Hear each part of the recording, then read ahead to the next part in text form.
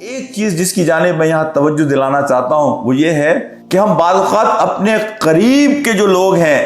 کہ جو مستحق ہوتے ہیں ہماری توجہ کے، جو مستحق ہوتے ہیں ہمارے چند میٹھے بول بولنے کے، جو مستحق ہوتے ہیں انہیں سہارا فراہم کرنے کے، ان کو ہم نیگلیکٹ کر دیتے ہیں، ان کو ہم نظر انداز کر دیتے ہیں۔ بڑے بڑے پروجیکٹس پر فنڈنگ کرتے ہیں، چندے دیتے ہیں، ان کی فکر کرتے ہیں، لیکن اپنے ارد گرد کے لوگوں کو نظر انداز کر دیتے ہیں۔ آج میں اس جانب ذرا توجہ دلانا چاہتا ہوں۔ دیکھیے، اللہ کو یہ چیز بڑی پسند ہے کہ آپ اپنے قریب کے لوگوں کی مدد کریں، اور یہ وہ لوگ ہیں کہ جو مانگنے والے نہیں ہیں۔ جو قرآن کہتا ہے کہ یہ وہ لوگ ہیں کہ جن کو تم ان کے چہروں سے پہچان لو گے کہ یہ ضرورت مند ہیں، لیکن وہ کبھی کسی کے سامنے اپنی ضرورت کو پیش نہیں کریں گے۔ تو لوگوں کی مدد کرنا، انہیں ڈھونڈنا، اور انہیں ڈھونڈ کر ان کے کہنے سے پہلے ان کی ضرورت کو پورا کرنا، یہ بڑی نیکی ہے۔ کوئی آ کر مانگے اور آپ اس کو دے دیں، یہ بھی نیکی ہے، لیکن بڑی نیکی ہے کہ آپ کسی کے مانگنے سے پہلے، اس کے منہ کھولنے سے پہلے، اس کا ہاتھ پھیلانے سے پہلے آپ اس کی ضرورت کو محسوس کریں اور اس کی ضرورت کو پورا کر دیں۔ یہاں میں ایک بڑی باریک بات آپ سے کرتا ہوں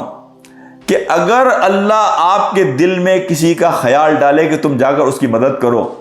تو بخدا یہ سمجھیے کہ آپ کا اللہ سے ایک بڑا مضبوط تعلق ہے، کہ اللہ نے آپ کو یہ اعزاز دیا، یہ مقام دیا کہ اللہ آپ کے دل میں کسی کا خیال ڈال رہا ہے، تو اس پر سب سے پہلے اللہ کا شکر ادا کیجئے۔ دوسرا اس کا بڑا باریک نقطہ یہ ہے کہ جس فرد لیے اللہ آپ کے دل میں خیال ڈال رہا ہے، اس کا مطلب یہ ہے کہ وہ بھی اللہ کی قربت میں ہے، اس کا مقام بھی اللہ سے بڑی قربت کا ہے۔ تو لہٰذا ان لمحات کی قدر کیجئے اور اس سے بھرپور فائدہ اٹھائیے کہ جب اللہ آپ کے دل میں کسی کے بارے میں ڈالے تو آپ بڑھ کر اس کام کو کرنے کی کوشش کیجئے اور اللہ کا شکر ادا کیجئے۔ جو ٹیسٹمونیل حضرت خدیجہ رضی اللہ تعالی عنہ کا ہے نبی پاک صلی اللہ علیہ وسلم کے بارے میں، کہ جب آپ پہلی وحی کے بعد آتے ہیں اور کہتے ہیں زمبلونی زمبلونی، مجھے میری جان کا خطرہ ہے، تو حضرت خدیجہ کیا بات کہتی ہیں نبی پاک صلی اللہ علیہ وسلم سے؟ آپ کہتی ہیں کہ اللہ آپ کو اکیلا نہیں چھوڑے گا، اس لیے کہ آپ یتیموں کا خیال کرنے والے ہیں، آپ مسکینوں کا ہاتھ پکڑنے والے ہیں، آپ بیواؤں کا ساتھ دینے والے ہیں۔ یعنی وہ لوگ کہ جو لوگوں کے کام آنے والے ہوتے ہیں، اللہ انہیں کبھی اکیلا نہیں چھوڑتا۔ اسی طرح سورہ کہف میں جو کشتی والوں کا واقعہ آتا ہے کہ حضرت خضر نے کشتی میں ایک سوراخ کیا، آپ کو یہ بات معلوم ہونی چاہیے کہ بادشاہ نے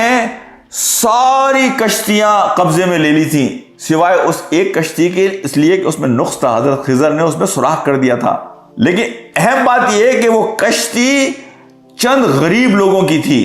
کسی ایک غریب کی نہیں تھی، بلکہ کچھ غریب لوگوں نے مل کر منی پول کی اور وہ کشتی خرید لی۔ لیکن وہ ایک بڑا خاص کام کرتے تھے جس کی وجہ سے ان کی نیکی کام آئی اور اللہ نے حضرت خضر کو بھیج دیا ان کی مدد کے لیے، اور وہ خاص کام یہ تھا کہ وہ اپنے لوگوں کی مدد کرتے تھے۔ غریب تھے لیکن ان لوگوں کو فری رائٹ پرووائڈ کرتے تھے کہ جو پیسے نہیں دے سکتے تھے،